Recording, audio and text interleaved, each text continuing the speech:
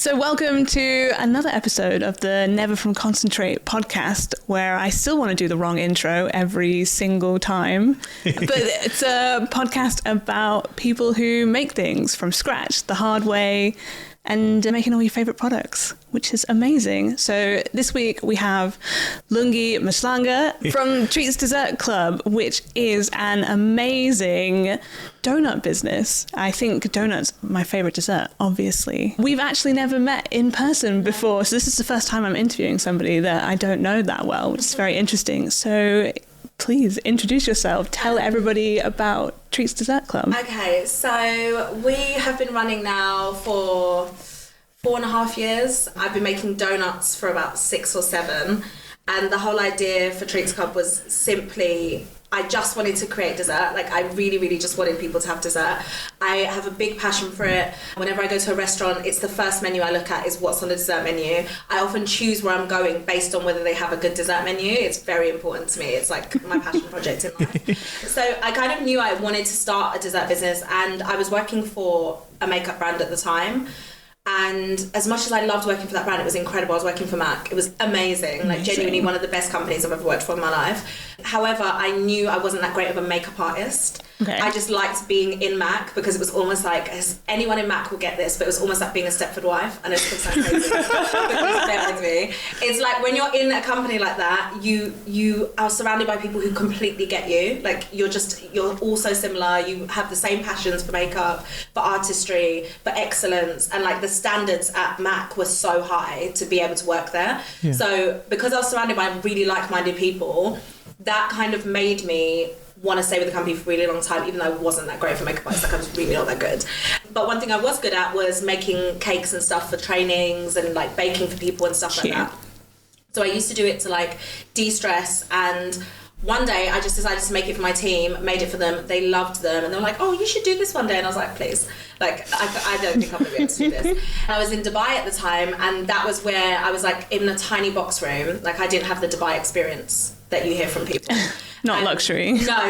My experience was beyond not luxury. Like, it was one of the worst Dubai experiences. Like, when I first got there, my mum came to visit me the first time I moved to Dubai. I was in a room that was so small it couldn't fit a single bed. Like, they had to cut the end off of the single bed to fit it into like, I don't know how to describe it. It was almost like the bed part was in a cupboard. And then my shower was over the toilet. That's how small the bathroom was. My mum came to visit me like 3 months after I moved, and as soon as she walked in my room, she cried hysterically. Like, she was so upset. And she was like, I can't believe you're living like this. She was like, you don't have to do this. Like, she was like, you actually don't have to put yourself through this. But I've always had this need to like want to prove I can do something by myself. Yeah, I don't know who I'm proving it to, because now as I get older, I'm like, I want to live a soft life. But at the time I was like, oh, I want to be a boss. Like, I want to be an entrepreneur. Like, I want everyone to... No. I don't want to do that anymore, but we'll touch on that later. But I had that need. So anyway, I started off doing that. And then eventually, after doing a couple of years in Dubai, I was like, do you know what? I actually feel like I really want to create something for myself. I've always had loads of ideas. I always loved the idea of being able to feed people. Nice. I think there's something so, I don't even know how to put it, but there's just something so nurturing, and like, it's just such a comfort thing for me to be able to feed other people. I don't know where it comes from. I don't know where that feeling comes from, but just seeing people eat my food, it brings me more joy than anything else. So that's kind of where I feel like I've... You asked me one question, I'm still talking. I talk way too much. But moral of the story is that's how Treats Club was born. It was born in Dubai by accident, kind of in my little box room of me being like, I hate this life, but I love my company. Why don't I create a company that I love alongside the life that I love by myself? I think almost we've had the reverse journey. So I wanted to be a baker, but I'm a terrible baker. Which, by the way, is not your fault. Baking is so hard. I just wanted to say that. So I make fizzy poppins. You've been let off the hook, Robin. Good. Never will anyone... Someone's finally absolved me of the terrible cakes I used to try to sell people at London markets. We actually did go through quite a long period of trying to sell cake. You were selling cake? We were selling cake. What was the name Square Root? Oh, yeah. It was the Stop! original iteration of Square Root. Yeah, it was all sorts of different products, but all made from like UK seasonal produce. That was the thing that tied it all together. But people just bought the drinks. Yeah, So- I mean, you know, they were like, yeah, this is strange. And then This is not risen. This is flat. I think this is burnt. The frangipane situation was always quite Oh nice. yeah. You do a decent I've got brownie. really cold hands, so I make really good pastry. Oh, amazing. Yeah, that's a really good thing actually to have as a baker. Yeah. I often ask people that when I interview them. Do your hands on warm? Because you can't touch my donut dough if they do. Sorry. Yeah, you'd be allowed nowhere near it. Here you go. So how did you arrive at donuts? So this kind of goes back to the Dubai story. Essentially, when I started selling to like friends and family, then a few like other people would see me be tagged. And when I say tagged, I mean, this is back when Instagram was not, this is way pre TikTok. Yeah. Yeah. This is back when people even thought YouTube was still like, this is going to fail. Like, how far we're talking. And I had like maybe 100 followers on Instagram at the time. And so my friends would tag me and be like, oh, thanks Treats Cup. It was called Wonder Treats Cup at the time. Don't ask. It actually makes me itch to even say it. But yeah, so that was what happened. People would tag me and then I would get a few bookings. I'd say maybe 1 a month, 2 a month. One time someone just asked me to make donuts and I'd never ever made a donut before. I hadn't even thought about making a donut, right? And so I did, and they were so bad. They were actually the worst donuts of all time. Like, if there was a ranking in the Guinness World Book of World Records, it would be on there. Like, they were terrible. And essentially, the person messaged me and was like, these donuts are really bad. Like, they're really oily. They're really not nice to eat, but the fillings and the flavours are amazing. So she was like, please keep going and trying and see if you can make them. And I have this obsession when I mess something up, is in like, I have to get it right. Yeah. Like, we're not going to stop until we get this. There has to be a way. I don't believe when people tell me, oh, it's not possible. It's always possible. Like, as long as you're breathing, it's possible. So I was like, I have to we figure this out. If other people can do this, why can't I do this? We're not going to the moon. And even then, I think I probably could go to the moon one day. So I literally practiced until one day I came out with a donut and I was like, oh, this is amazing. This is why people are obsessed with these. Decided to start selling them at a few markets in Dubai, and then people loved them. So I was like, okay, we're going to stick with donuts. It was that time when everyone started baking. It was that time when the cupcake revolution was happening. It was when everyone was like, oh my God, I'm going to start a cupcake. Oh, I'm going to have cupcake. Oh, let's do cupcakes. It was that time. Okay. So I was kind of like, okay, so what I'm not going to do is cakes and cupcakes. Yeah. We're going to do donuts because it's really hard. Not everyone's doing it, and I think when you get it right, it is like magic. Mm-hmm. Yeah. And it feels like wizardry. Like, I'll be honest with you, I feel like every day it feels like wizardry, like that I'm even able to get this right. So that's why I do it. It's quite a science, I think, to get like the perfect donut recipe. Baking is science, cooking is very much like a feel, an emotion. I think that's why a lot of chefs despise having to be in the pastry section, because it is very regimented. Like, you have to be willing to wake up in the morning every day and make the exact same thing that you have made the day before and still get it perfect. And a baker told me this once. They were like, you're only as good as your last bake. And that like hovered. Yeah. It really hovered over me, because I was like, if I mess up this bake, all the other ones don't matter, because this is my right. Blimey.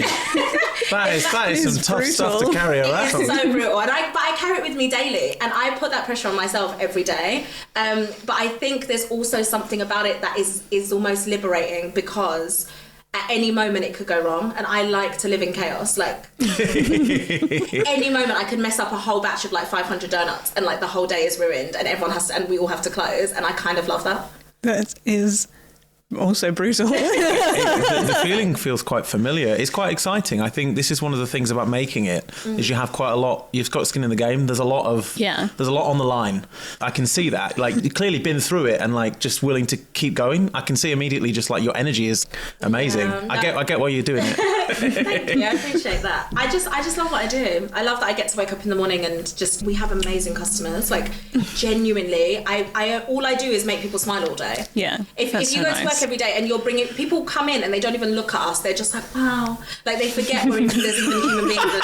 They're just looking at the donuts, and every morning I get to think, wow, I actually did that. Like, I'm bringing that to people, and what other job do you get to do that in? Like, it's very rare. So I don't take for granted the fact that on a daily daily basis. And it almost links back to when I worked at MAC. People would also come in and do the same thing. They'd just be like, oh my God, wow, there's so many lipsticks. Which one do I... They'd be so excited to be there. And I have a similar thing with my business now, which is all I've ever wanted. So, as stressful as it is, which we'll get into, it's also great.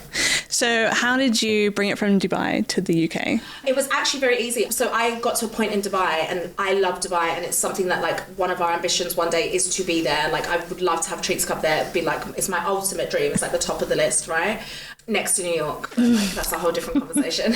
Because, yeah, I don't know if they'd let us in. But yeah, how did I bring it from there to here? Super easy. I was living in Dubai. I'd got to the point, I'd been there 4.5 years, and I'd had enough. I love the country. I think it's incredible. I go back every year for holidays, sometimes twice a year. However, I got to a point where I was like, I miss my family tremendously. I was so homesick, like physically feeling homesick. Like I can't even explain it. And I think only people who've lived abroad will understand that feeling. Like, you can be homesick in this country, fine, and like your parents live, I don't know, in Newcastle, but you can get on a train and visit them. Being homesick a plane ride away is a completely different feeling. I was missing things like my friends having babies, and like my mum's 50th I had to miss because I was at work and they wouldn't let me have the time off, and it was just a whole bunch of things. And I got to a point where I was like, this isn't my life. I don't want to be here anymore. I need to be back in the UK. I also missed our humour. Like, I just think there is nowhere on earth where they have banter like we do. I just think we have genuinely, that, don't get me wrong, I complain about this country every day, but I would never live anywhere else. I just love it. So I decided I was going to move back. I moved to Italy first. Don't know. I was in Italy for a year. Stepping stones. I lived in Rome for a year because I didn't want to leave MAC, and all they had was a job in Rome, and I loved my team and wanted to stay with them. So I moved to Rome, lived there for a year, hated every minute of it. Sorry to anyone who's from Rome, but it was truly one of the worst experiences of my life. Then I moved from Rome back to London. When I came back, I was working for a makeup brand. I'm not going to name them, not MAC. Ooh. It was a different makeup brand. Worked there for 2 months. They fired me. Anyway. We're not going to name them because they don't even deserve. They actually don't even deserve the publicity. Like, they really don't. But it's fine. I'm not bitter about it. Only a little bit. And they fired me. The day they fired me, I was on the phone to my mum in tears. They fired me, by the way, for something that wasn't my fault. I went on holiday. I went on a 2-week holiday to Dubai that they'd already approved, and they tried to make me work on the day I was flying. And I was like, how can I work and fly? Right. Yeah. So that's why I'm bitter about it. But it's fine anyway. And then my mum was the one, when I was crying on the phone to her when I got fired, I literally called her as soon as I got outside, and she was like, but why don't you just start your business? You've wanted to do this for ages. Like, she was like, this is a sign. She literally said to me, she was like, this is a sign from God. Like, you weren't supposed to be working for this company. This is what you're supposed to do. And I was like, but how am I going to just start a business from like thin air? I've got no job now. I've got a rent to pay. I was living in Shoreditch because like I wanted to be cool. Like, you know what I mean? I wanted to be a hipster at the time. And I was like, I don't know how I'm going to do this. And my parents, so I had to move out of my flat in Shoreditch. I had to move out because I couldn't afford to pay my rent. Subsequently, it's on the same road that my shop is on now. Oh. No. Yeah. So tell me that isn't God, and that isn't. And so I had to move out because I couldn't afford it. When I moved out, my parents were amazing. They had a flat in Billericay that like my stepdad used to own, but no one was living there. Yeah. So like, even though it's not London, why don't you move into the flat? Yeah. We won't make you pay rent. We'll cover your bills for a few months. For a year and a half, they paid my rent, my bills, didn't ask me for a single penny. Every time I wanted to quit, my mum was like, no, we believe in you. You don't have to quit. It's fine. Like, it's not a problem. The flat was going to be there anyway. We'd have to pay the mortgage regardless. You're not any burden on us. Let us help you. And because of that, that's how I was able to start it. That's really amazing. So I always make sure I tell people that part of the story, because I think it's really easy for people to think when you say that like you're self-made or that you're the one who's done this yourself, it doesn't mean without help, right? Yeah. Mm-hmm. Yeah. It takes a village, and I had a very strong village. I had a very privileged village because a lot of people don't have that. Yeah. Like, I don't know many people who could go to their parents and be like, can you pay my rent for a year and a half? Yeah. And even have their parents offer. I didn't even have to ask, they offered. So I don't take for granted that I definitely started this journey from a place of privilege, which is why I work so hard now, because I never want to be back in that place where I'm like, oh my God, I can't pay my rent. Like, it's just not a nice feeling. Yeah. For sure. You look like you're going to say something, so I'm waiting for you to say something. I've ruined it. I've ruined the cut. We've got to cut this bit out. No, we're definitely keeping this bit in. Okay. No, I'm so sorry. No, I mean, I was thinking that my granddad and your parents also helped us start Square Root in the early days. So it's really true. It takes loads of people. Look, we had loads of friends who used to give up their weekends to come in and help us, like make test batches. We had some brewery friends that let us borrow their space to do stuff in. I love the saying, it takes a village. I think that's a really eloquent way of putting it. I haven't actually heard that before, but it's completely true. Yeah. I think it's something we've touched on in other conversations we've had with people is you are made not only by your customers, obviously, who are loyal, and they become part of your day-to-day, but those supporters, those advocates, those people that are there telling you, when you've had the worst day ever and they're like, just do it. You can do this. This is the right path. Absolutely. It's incredible. I think that's amazing. And it really does take that. Obviously, you've got to put in the hard work to keep the momentum, right? Yeah. Absolutely. And I mean, we were talking just before we started filming about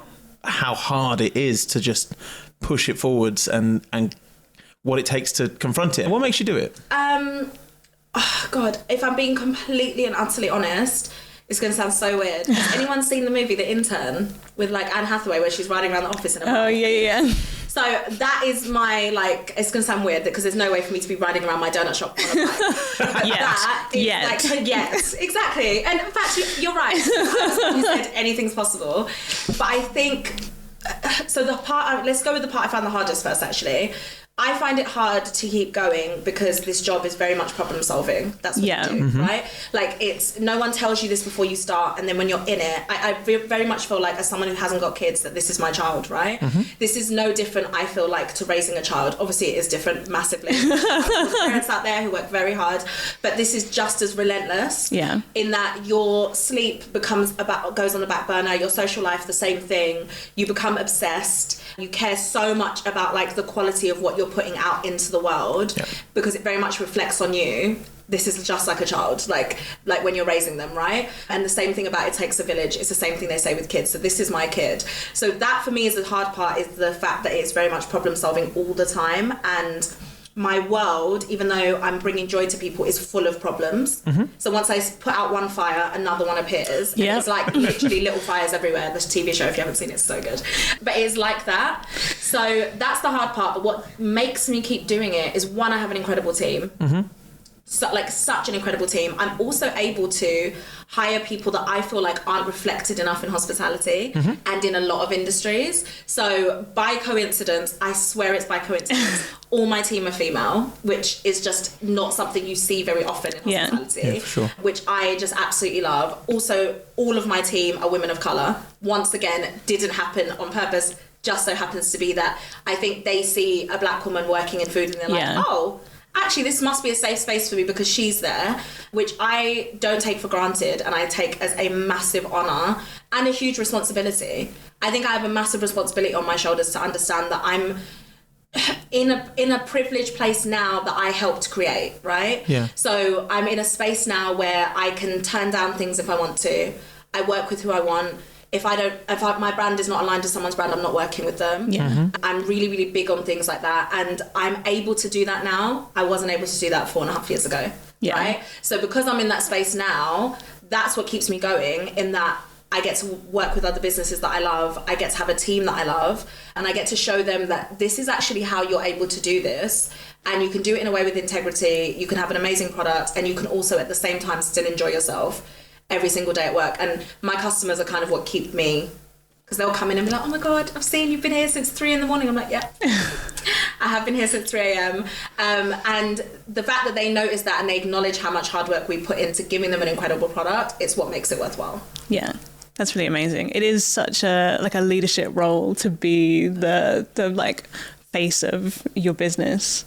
And it's amazing that you managed to surround yourself with a team that can really like respect and appreciate that. I think that's really cool. Thank you. Appreciate that. It's positive affirmations all around here. That's what we're here for.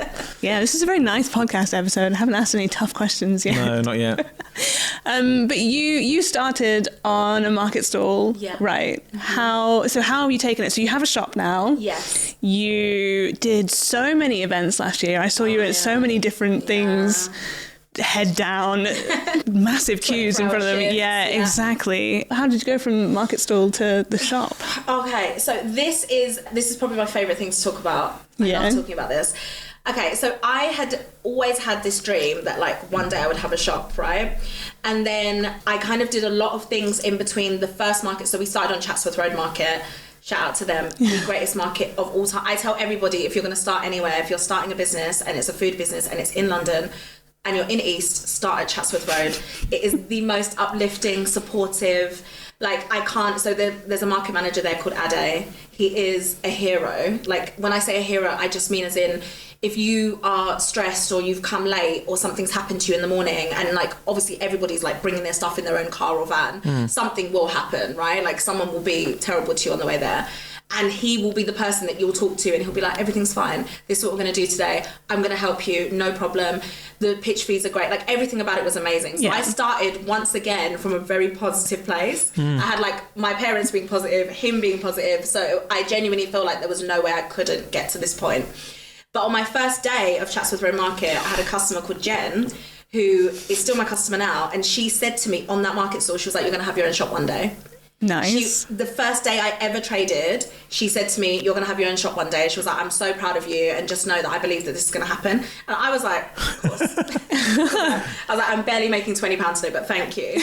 And she was right, and it has happened. So from there to here, there were a lot of things in between that almost stopped me from doing what I'm doing now. Yeah. Like a lot. From being in locations that frankly weren't right for us and put me in a situation where I was like, okay, maybe this doesn't work in the way I thought it would. Doing festivals that sometimes were the same, where I was like, maybe this product doesn't work in the way I think it does. Just quite a few things, having events go wrong, and I'm like, oh my gosh, how has that happened?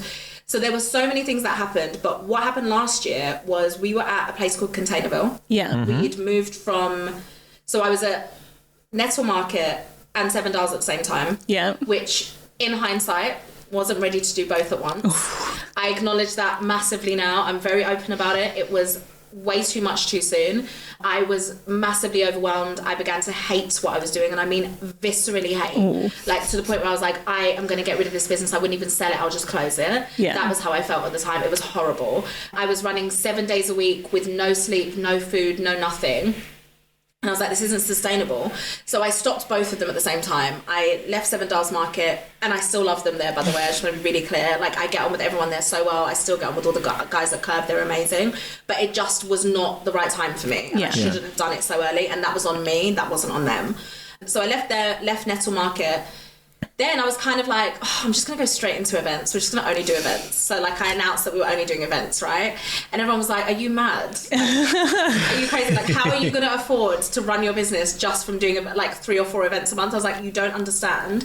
And I think a lot of people didn't understand at the time. Events are huge for us. Yeah. They're a huge revenue for us because, one, we're sweet food. So what often happens is people only have one sweet food vendor at a lot of these events. Yeah. And a lot of our events are prepaid. In fact, 90% of them are prepaid. It's very rare that we do an event where we haven't already been paid for it before we show up. Yeah. So there's no guessing. There's no like, oh, will we make money that day? It's like guaranteed. Like I've been paid, right? So for us, that works so well. We have an incredible event schedule. Like it does really well for us, especially in peak seasons like Easter, Black History Month, like International Women's Day, when all the companies want to acknowledge that they should be paying us more. Yeah. Anyway, so that works really well for us. And so I did that for a year and was amazing. And then I kind of got this itch and I was like, so many of my customers keep saying to me, hi, are you open? Are you open? Are you open? I want donuts. Where can I get donuts? And I didn't have an answer for them. And I was like, these are the people who've supported me since I opened. Yeah. They were there from the beginning. And now I've gone, thanks so much for that. But actually, we're just going to go make all this money over here. And we're not going to come and serve you and do anything. And I was like, this doesn't feel right. Like something about it just didn't feel right. And the other trouble with events is often you'll do it and you don't even get to have the proper feedback from your customer because it's so quick. Yeah. Do you know what I mean? Like you guys have been at these events, it moves like this, like you'll be done in an hour sometimes. Yeah. And I'm like, I didn't even get to have proper feedback. I didn't get to chat to them. I didn't get to find out what flavours they like, all of that. So I came up with the smart idea last year to just decide to go on Zoopla. Went online, started looking at places, found a shop, did a viewing, put an offer in, and then woke up the day I was supposed to sign, pulled out of it, right? I know, so bad. And I kind of knew that place wasn't the right place, and thank God I did, because then I found this place that I have now, and here we are. But the reason I decided to do it, the main reason wasn't just so that I could serve loads of my customers, but also just so we could have a home that was ours. Yeah. And I think you guys, because I'm assuming, not my business, but your factory it's your factory, right? Like it's where you make your stuff. Yeah. And you've been in other people's spaces before, right? And as much as we're grateful to them for giving us that home, there is something to be said for being in your own space that you control. You get to put your own processes in. You get to open the times that work for your business and all of that. And that's what we get to do now. And I think nobody can ever take that away from us. I've got a 10-year lease. So amazing. Unless something crazy happens, and we touch wood a million times. I'll do one for you as well. Yeah, thank you. I appreciate that. I've got this space for 10 years, which means I can do as I please. And who knows, in 10 years, we might not be open at this spot. We might be somewhere else, but we can also, we've got loads of things in our lease that allow us the flexibility to change things if we need to. Yeah. So for me, it was a no-brainer to do this. And if I feel like if I can make it work in my own shop, in one location, I can make it work in multiple, which is hopefully the plan. That's amazing. Yeah. So I obviously was there on Instagram watching you do everything for this shop, which is really cool. So you put a lot of it together yourself, which is hard work, yes, but how does it feel to have done that? Can I be completely honest? Yeah. Stupid. That's the word I would use. I don't want to glamorise this process. It was absolutely hell on earth putting my shop together. It was hell. It was hell on earth. I would wake up some mornings crying before I'd even left my bed because I knew how much work I still had to do. And I also made the stupid decision of, in the middle of the process, announcing the opening date when we were nowhere near ready, right? Just like that added pressure. And I also then planned it on, it gets worse. So not only did I announce the day we were opening, when we were nowhere near ready, I didn't even have seats in, we hadn't even built the counter yet, we didn't even have plumbing and lighting, right? I also announced the opening date on International Women's Day, our busiest event of the year. So I had 6 events happening on the launch day that we opened, which is why I had to change it to a soft launch, because I was like, I don't know how I'm going to do this. I woke up that morning at 1 a.m, the day we opened. 1 a.m, I had to go into my kitchen and make over 2,500 donuts before we even opened. Before we'd even opened. And then we opened and people were there like, congratulations, giving me flowers. And I was so delirious. I was bursting into tears every 5 seconds. Tears on people's donuts pretty much because of how stressful it was. So if I could give any advice to anyone who's thinking of doing it as a DIY project, don't. That would be my number one thing. Do not do it. I don't care who you have to beg, borrow and steal from. Pay a builder. I wouldn't even hang a picture frame up now if I had to do it myself. I will not do it. So it was an amazing process to get to do it with my stepdad, which is the only positive I can take from it. The only positive was that me and him got to do that together, and I will always, always cherish the fact that we got to do it. He was the biggest support for me. He, even now, if I have any question about anything, he is the first person I call, the first person. He's so invested in my business, not even from a financial aspect, I mean mentally. He is so invested in oh, you should add this to the menu, oh, you should do that, helping me build stuff. It's an experience that I will never ever take for granted, but it's never happening again. You did it for shot 1, you learned a lesson. Shot 2, 3, 4, and however many others. I will pay whatever. You could quote me $1 million right now just to put a picture up, and I would say, yeah, that's worthwhile because it's that painful. So opening day of the shop was a very non-typical day. Yes. What does a typical day look like running a donut business? Very early start, I would say. So which is not abnormal for a baker. Every baker will tell you it's a baker's life. You get up early. You are morning people. You have to be up in the morning. But our challenge is, which is actually just my challenge because I was the one who set the opening hours, we're open till 11 p.m, right? So our opening hours are 12 p.m. till 11 p.m. most days. Sundays we shut at 8. And the reason I did that was because I feel like there isn't enough late night dessert spots. Yep. I feel like, especially in this area in Shoreditch, it makes no sense to me that there isn't one, because people like to eat sweet treats. They want to do it after dinner. People go out here all the time. So I was like, let us be the spot where people can come. So we're open till 11, which has its own challenges, but it's also working really well. So we're going to stick with that for a while. But my morning routine is normally I'm up at 3, sometimes 4 a.m. if I'm lucky. Nice. So 4 is like a lion. So in the weekdays I get a 4 a.m. So I was up at 4 today. And then on weekend it's a 3 because we have double the amount of donuts to make, so we need to be in way earlier. I also don't like to do things last minute. So I'd rather we be finished an hour before we open, then 10 minutes before I'm still decorating and I'm like, there's people outside knocking, because it happens. Yeah, of course. Because we decorate with our because okay, so it's actually my fault. We decorate the donuts in the window with the shutter open. And I do that because obviously I want people to see the donuts and be like, oh my God, we have to get these. But then what happens is, because some people, no offense, but some people have no decorum. So they'll literally be knocking, like banging, when are you open? And I'm like, why are you doing that? You don't have to be so aggressive. And then I have to open and tell them. So that's why I like to get everything ready early, because I don't want us to be in a situation where that happens. So yeah, 3 a.m. is normal weekend times, 4 a.m. weekdays. I'll get into the kitchen, get the dough out of the fridge, which has been made the day before. Yeah. So that's the other thing that people don't realise, is the reason why donuts are so difficult is because you can't just make it on the day. Mm-hmm. You also can't keep them more than a day. Donuts have to be eaten on the day they're made, right? So there is just so much about it that is very chaotic. And you can imagine, for me, it's like my dream, right? It's the magic. Yeah, it's the magic, right? Like all this chaos can happen. Like, so I get in, take the dough out, roll out the dough. Everything's done by hand, which is the other challenge. Like, I am going to get some machines in to help me eventually, but not to do anything that would compromise the quality. Yeah, that makes sense. For sure. Just things that are going to like cut down on time. And also physically, I'm tired now. Like I'm getting to the point where I'm exhausted. Like I'm probably at least, I've no exaggeration, made at least over 100,000 to 200,000 donuts at this point. Wow. I physically can't roll anymore. Like I can't. I've got maybe 6 months left in me of rolling, and then my body is going to be like, no, enough. I'm starting to get carpal tunnel. In my hands, and it's not sustainable. No. So roll out everything by hand, then we proof everything, which also is another minefield. Because if your room's too cold, so I walk into like right now, if we were doing donuts in this room, I would have to put my heater on, right? I know this. I walk into any room and I know the room temperature. I know exactly what the room temperature is. I can feel it. So I'm like, I'm in tune with the donuts. And one with I the love donuts. that. That's a soundbite, 100%. I'm just in tune with the donuts that we make, and it's my job to do that. Like I have a responsibility to make sure, and any baker will tell you, like this is why I don't venture into, by the way, doing like croissants and brownies, and because I am not in tune with them. Yeah, like, they don't speak to you. Yeah, like if you're a violinist, be a violinist. That's just how I feel. For sure. I really do, and all power to people who do multiple different things in food, and I think that's amazing when you can master them all.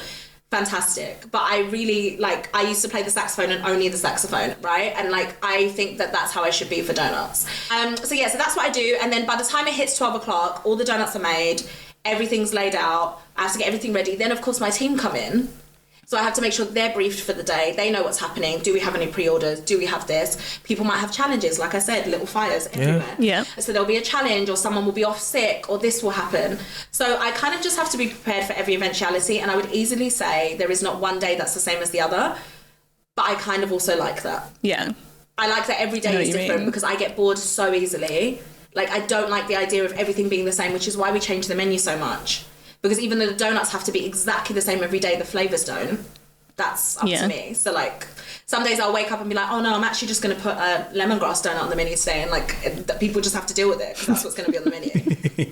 That's the question I wanted to ask you is how do you come up with the flavours? Because I've tried quite a lot of your donuts over the years. Have you? Oh yeah, we're donut people. We are donut people. Honestly, I thought you were just saying that when you said it. I was like, no, yeah. And the sorry, thing I didn't bring you any today, by the way. Oh, we're following you back to the shop. We know We're just round the corner from here. Just to be direct, we are in Shoreditch. The shop is 5 minutes walk from where we are now, so I think that's good. I've done my steps for the day as well. I can have at least two.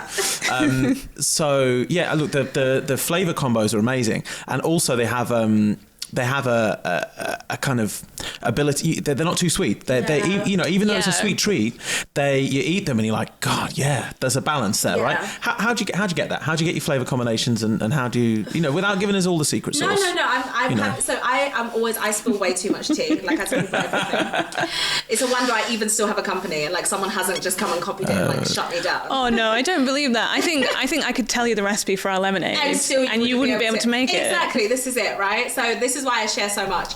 And so I'd say in terms of coming up with the flavours, two things. One is I am massively motivated by nostalgia. Like I want everyone who comes into our shop to feel like a kid again. This is all I care about. Like I really want you to come in and feel safe, like how you did as a kid, right? Like a lot of us felt super safe when we were around like dessert, or when we're like eating something that we love, or it just is a comfort.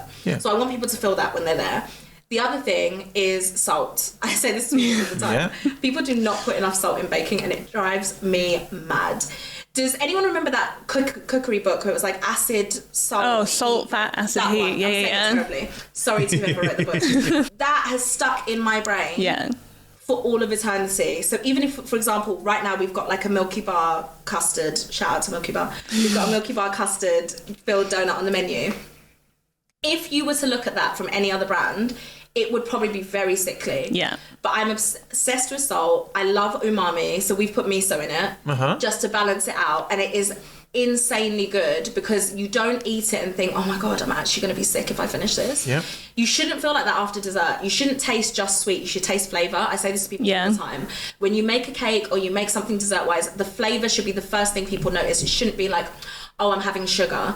Because the trouble is when people only taste sugar, they taste no flavours, no profiles. They don't remember anything other than the fact that this was too sweet and I couldn't finish it.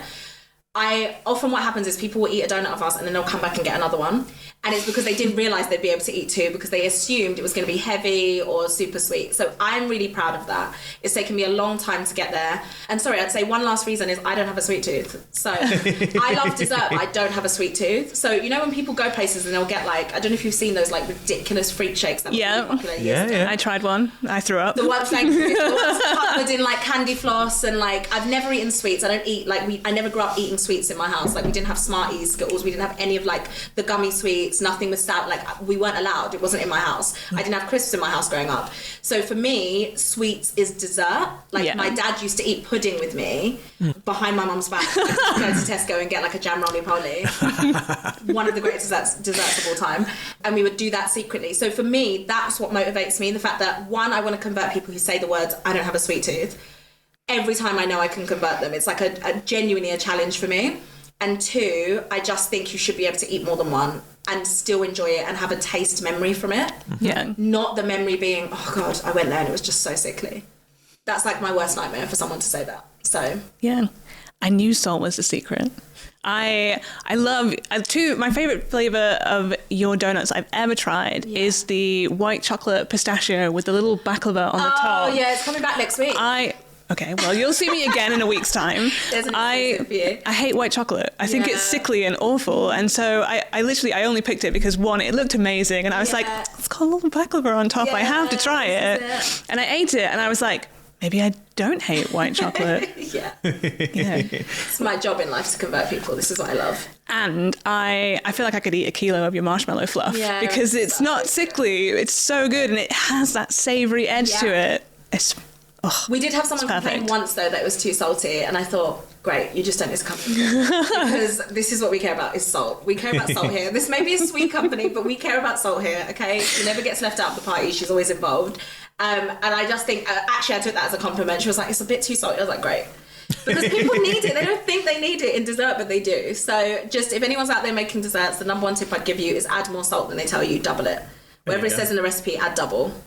Yeah. So I know we've already talked a little bit about how some things are really challenging, but I feel like everybody has like a biggest disaster story that's really good to hear. So what is yours? Oh my God, I think I have two. I have two. I'll tell them quickly, I promise, right? So the biggest disaster would be the pop-up we did at Old Street Roundabout. Okay. The biggest one. I talk about this all the time, right?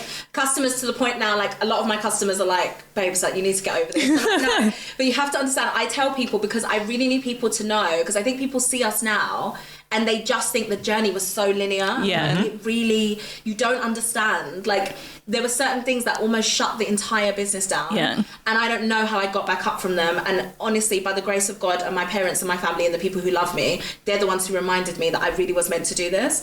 So we did a pop-up at Old Street Station. I'm not going to say which company it was with, but it was with a very well-known pop-up company.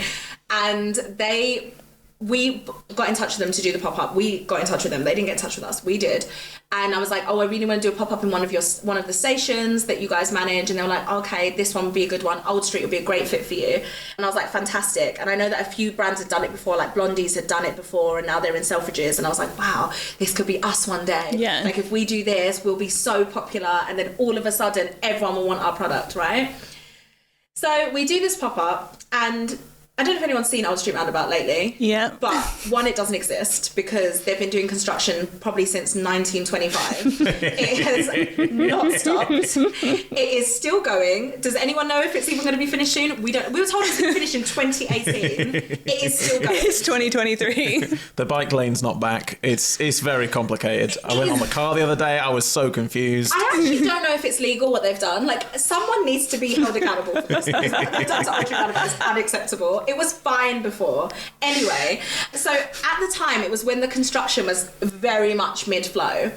And this is an example of you need to do your research. I didn't do my research. I just saw the words Old Street Station and I was like, oh my God, this many visitors go through there a day.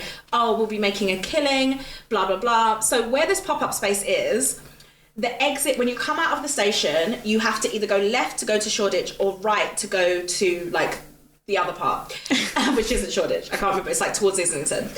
And where they put our pop-up, we were on the left side. Before we started, and I mean literally the week before we started, it was fine. The exit on our side was open. The day we started trading, they closed the exit on our side, and all the traffic, instead of going past the side we were, had no choice but to go the other direction.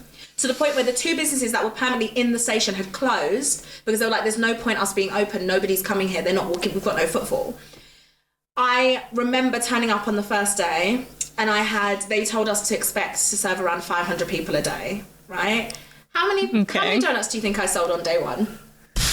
Maybe 100. Let's like divide that by 5. Okay. 5 donuts. I sold 5. Divide that by 100. Divide it by 100. Literally divide that by 100. Oh, that's brutal. 5 donuts. And I can talk about it now because I laugh and it's fine and like we've moved on from then. But I'll be honest with you, there are times it still actually brings me to tears because my stepdad gave me the money to do that. He was the one who he believed in me so much, and even after it failed, he did not say a bad word to me about it. Like, he was literally, he still believed in my business, still everything. So I look back at that and I'm like, oh my God, like, what an angel. But at the same time, I'm like, how did I let myself be in that situation? But it's something that happens to you, right? So we were supposed to do it for 4 weeks, ended up cutting it down to 2 because I could barely get out of bed in the morning. I was so upset with the sales, right? I was literally like, what am I doing this for? And might I add, I was making the donuts in Billericay and having to drive to Old Street for 7 a.m. because you're not allowed to deliver after 7 a.m. You have to deliver at that time. That's their loading time. Driving into the roundabout where you see all the construction workers, driving my little Toyota Yaris on top of the roundabout, going past the men in high vis and like hard hats with a crate full of donuts that we sold 6 out of. So by day 2, I was only making 100 donuts a day, and even then we weren't selling them. Yeah. It was only on the last day that I think we sold like 75 donuts, and I was like, wow, like we've made millions. So that for me was probably the biggest disaster I've ever had. Was also the hardest thing I think I've ever been through mentally, in terms of like crying every day and still making donuts, like crying whilst making dough in the morning, like literally trying to make it work. And I don't know how I got up after it, but literally the week it finished, I had 2 days off on the Saturday and Sunday, woke up Monday morning, started emailing companies to do more events. Don't know where it came from, but it just happened. Wow. And then what was the other disaster I was going to tell you about? Oh, but this one's a really quick one. You're going to love this. Okay. This is an event disaster. I don't talk about event disasters often because obviously it puts people off booking us for events. Just for the record, if anyone's looking and does want to book us, I've learned from this mistake. I had a day of pop-ups, right? We had a day of like 4 pop-ups in a row. Like, it was back to back to back to back. So we were going from one event in an Uber, another event in an Uber, another event in an Uber, another event. So we'd done 3 events, all had gone beautifully. Last event was a hot chocolate pop-up. Oh my God, even talking about it actually makes me itch.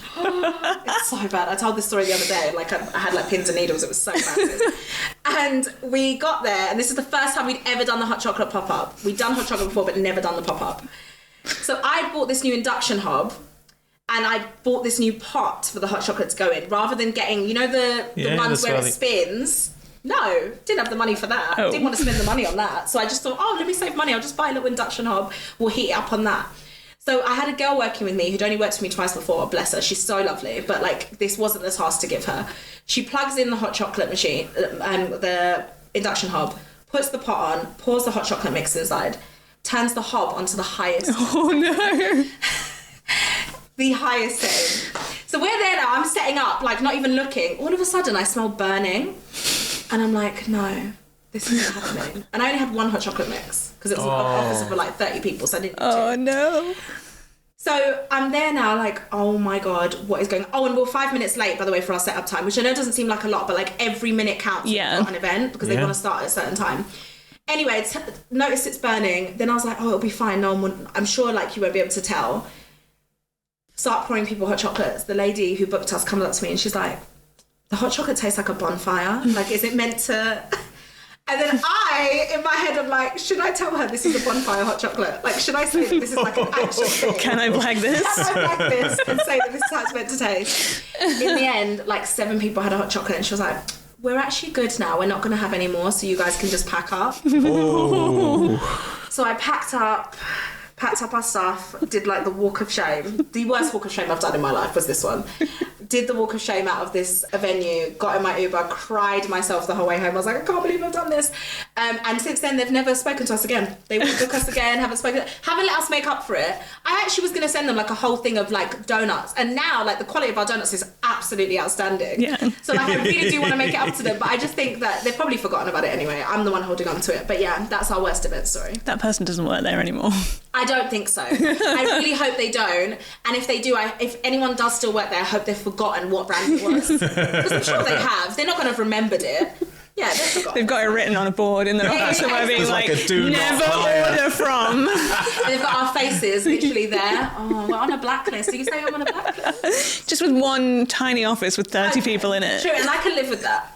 There are bigger offices out there with like hundreds of people. And none of them have heard about this chocolate. Oh, wait, they've heard about the hot chocolate incident. We're telling them right now. This never happens. This doesn't happen anymore. It really doesn't. I've properly learnt my lesson. Like, we do not burn hot chocolate anymore. But yeah, this is the time we did. Thanks for sharing. This is a safe space. Yeah. It is a safe space, clearly, because I'm telling stories that I really shouldn't be. Yeah, it's going to go on the internet forever. Yes, it really is. But, you know. Okay, let's flip the script then. And what would you say is your like best moment doing this? Oh my God, there's so many, but I'm going to give you only 2. Right, I'm going to be good because we know I like to talk. So let's narrow it down to 2. My best moment, I'd probably say the number 1 moment is the Forbes thing. I'd say like the biggest. That for me was the biggest thing because it was the year where everything I put. So I'm a big believer in vision boards. Some people don't believe in them, and that's okay. I know a lot of people don't believe in astrology, and I know, not saying it's just men, but a lot of men don't believe in astrology. Thank you. I appreciate that you believe. I find that men who don't believe in astrology often are exactly their star sign, so that's okay. That validates exactly what I think about astrology. But so I basically did a vision board that year. Every single thing I put on my vision board came true. Every single thing I put on my vision board, and that was on there. So the Forbes thing was on there, and it was kind of my last year to get it because I was turning 30. Like this so this is the 30 under 30. Exactly. You know, I am so jealous for an award that I never put myself forward, and now I'm 33. I'm not 33 yet. I'm 32. It's okay. I will tell you something. It does nothing for you. Like, okay. It doesn't actually, like, you don't get anything from being on Forbes. Like it's just an accolade that makes people. It's an accolade that makes people actually take you seriously. Yeah. At a point where you need them to. Yeah. Now I'm not at a point where I need people to take me seriously because we are a brand now, right? Like it's that nobody can say at any point that like, oh, how's your little business going? Like people don't say that, anymore, right? But at the time, it was like a great validation for, wait a minute, I'm actually doing something that people acknowledge. And what was so weird was on my vision board was Connor Walker, who runs House of CB, who I'm absolutely obsessed with. She's amazing. I think her brand vision is incredible. I just love everything about it. She was on my vision board. She was actually the person who selected me to win the Forbes 30 under 30, and she was on my vision board that year. So I personally think vision boards work, I'm just saying. But that for me was the number 1 thing I would say. It's like being on the Forbes 30 under 30 like absolutely solidified for me that like I was really doing something. And I think it also helped other people to see, oh wait, you really do this full time. Like I think a lot of people genuinely thought I was just doing this on a weekend. It's like a hobby. Yeah. And I'm like, why do you think you don't see me at your parties? And like I have no life. Like what do you think this is? You think I'm just a hermit? You think I like going home and only being able to watch Grey's Anatomy because I can't put my brain into anything else that requires thinking? I just don't understand it. So that would be the main thing. And then honestly, I would say just having my stepdad help me build my shop would be the second best moment I think I've ever had in this.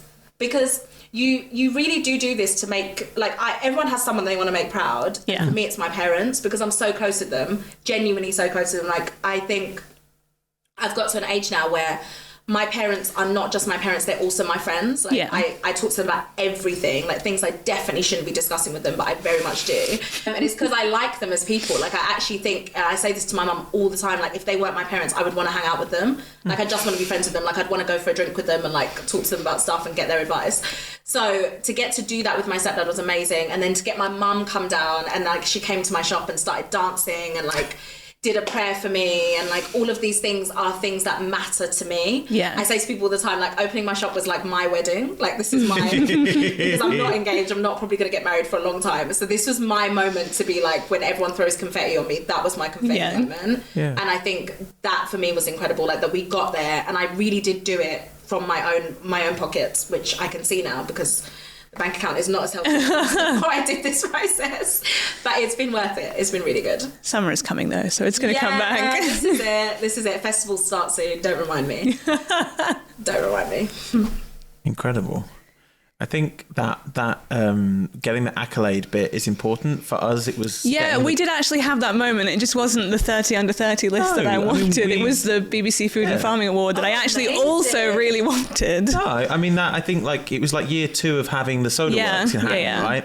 And there was exactly what you said. It's that moment when suddenly we're like, oh shit, right, you actually do this? Yeah, this is a serious business. And they're like, oh, this is actually a business. It's on the internet. Yes. You know, and they're like, oh, because it was that kind of thing that Ed and Robin did. Yeah. And it is an amazing moment when people are like, right, shit, okay, you're actually doing this. You're not just doing it a bit. No. You're not going to stop. No. You're quite committed. And someone's actually said you're doing good. Yeah, exactly. And it's like someone that is, like, not just a friend. Yeah. You know what I mean? And so it's incredible. So congratulations on getting that. Because it is like, I get what you mean. It's like that little boom. It's just a little bump, isn't it? And it's like, we were really, I think that we worked really hard for that one. And it was I'm so proud of that, Mum. I'm reliving that moment now. I'm just like, it's so good, because you sort of forget about it. You know, you move past it, and you do have to reflect on these really good moments, because there are so many, like, I do feel like we live fire to fire. We try not to, right? But it is, when you do stuff, the universe is just pushing back all the time. When you're trying to change stuff, it is like you're going against the grain a little bit, you know. So, like, stuff is always going to burn or go on fire, or like maybe your dough always proves, you know, it's always going to be, the donuts are always going to be perfect. I don't know how it works. Because the room's always the correct temperature. It's because the room's always the correct temperature. It's actually, no, this morning was disaster. Oh no! I had to literally hold the box of donuts on top of the heater today for 30 minutes. I was literally stood there with, like, my head like this with my phone, because I was on a call this morning, and the donuts on top of a heater, just to make sure they proved perfect, because it was colder in the shop today. I think so. Normally we have a little thing. I got very, very excited by seeing the blue sky yesterday. Did anyone else? Yeah. I forgot we live in England. So blue sky or no blue sky, within minutes you will see a thunderstorm, snow. I'm surprised it didn't snow yesterday, because often it does do that. Like, one day it'll be sunny and the next it's snowing.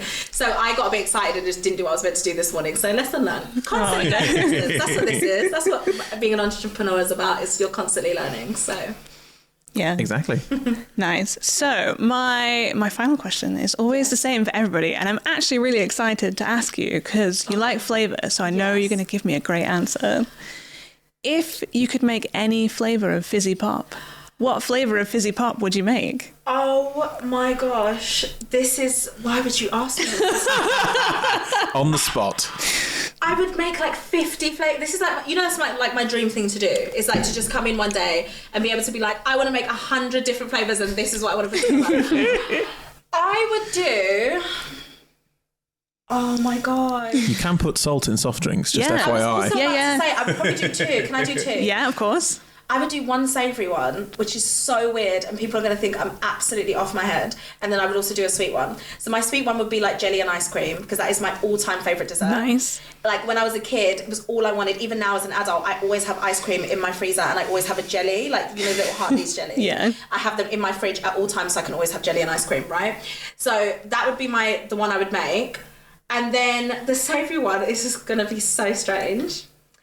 pickle. It would be like pickle juice. Pickle, Because I'm obsessed with sweet pickles and I always drink the juice with a straw afterwards because it is amazing. And sweet corn juice as well. Sweet corn juice. No. How do people not know that this is one of the greatest things of all time? How do people not drink the juice from sweet corn? I'm pouring that out. I mean, I do tin pineapple. Do you know what I mean? Yeah, but that's sweet. I don't know. So is the sweet corn juice. But it's corny. People put. Yeah, go on. No, do it. Do you like sweet corn? Yeah. Do you enjoy eating it? Yeah. How can you not want to have that in liquid form? It's amazing.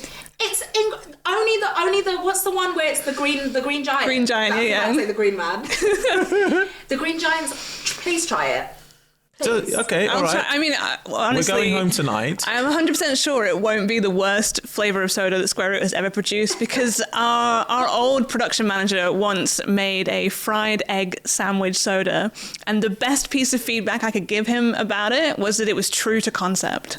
It was beautifully strange. Like egg. Yeah, it's like a fried egg sandwich. Like a fried egg. Bread, brown sauce, fried egg. Oh my god, can you imagine opening that on the tube? I already get embarrassed because I always love like an egg mayonnaise sandwich from M&S on the tube. And I get so embarrassed thinking, oh my god, people hate me because I've opened this. But can you imagine opening that and the I mean, the smell of having to bottle it, because it also like...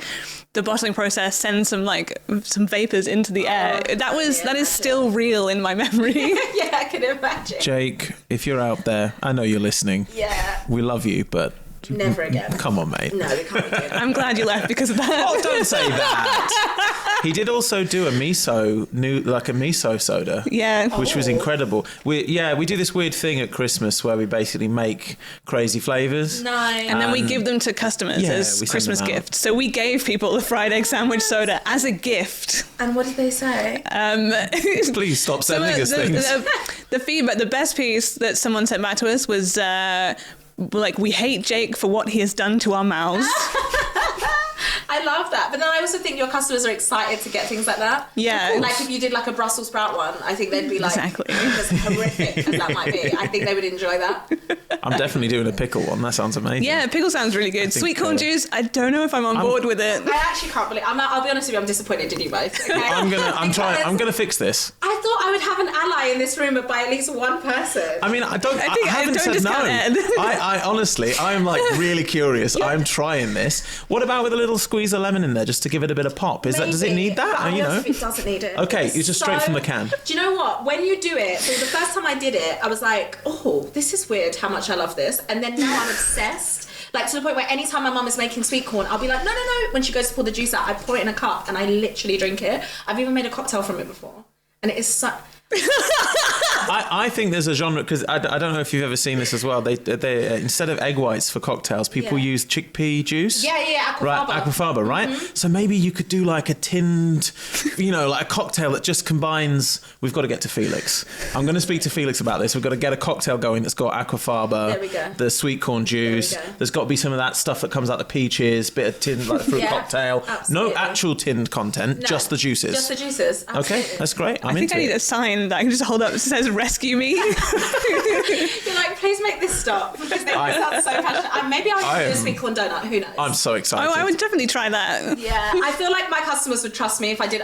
We do like a corn-esque, because we do like a cornflake one, and we actually use sweet corn powder in it to get like that flavour out. But I might consider doing a sweet corn. If you make me a juice one day, sweet corn juice, I promise I'll make you a donut one day, sweet corn flavour. Which, by the way, probably isn't an incentive for you. You're probably like, actually, I can live without that. So. Deal with me. It's fine. It's okay. We'll have the conversation. Just have an Oreo donut, like a normie. I'll just stick with the regular flavours. So, as we wrap up, tell everybody where they can get this magical sweet corn soda and donut from when it exists. When it finally comes to fruition. And so we are located at 8 Hackney Road, E2 7NS. You can find us 5 days a week. We're open. I want to open more, but I need to sleep. So we only open Wednesday to Sunday.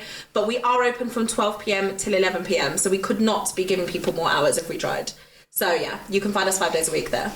And online? Online, we don't actually sell anything online just because I haven't got the time, but we do have social media platforms. Oh yeah, so you can drool over them. Exactly. So we've got our Instagram, it's The Treats Club, and I was on Twitter, but then I realised you can easily get cancelled, so I'm not on there anymore.